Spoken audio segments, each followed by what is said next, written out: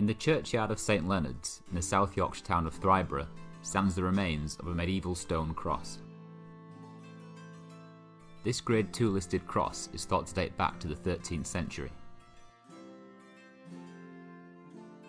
Despite its age, it's still possible to make out some of the carvings. On this side, you can see a faint vine scroll comprising of two intertwining stems. Here, you can see an interlay style decoration, with foliage forms near the base.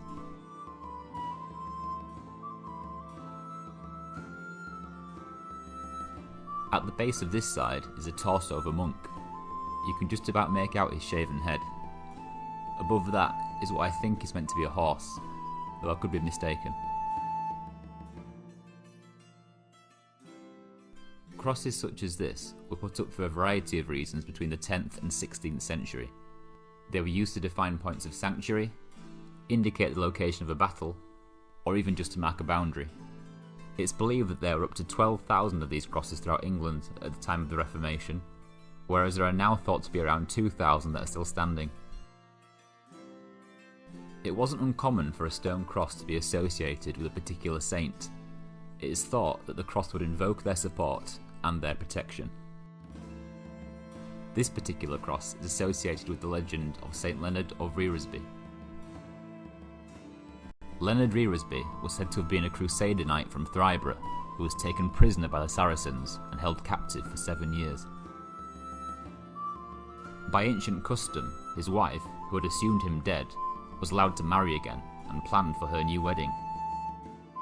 On the day of her wedding, it is said that Leonard miraculously reappeared in the village. He was found in a nearby field, still wearing his shackles and chains, just as the church bells were ringing for his wife's second marriage. In his insensible state, he asked to be taken to the church and arrived just in time to prevent his wife from marrying her new man.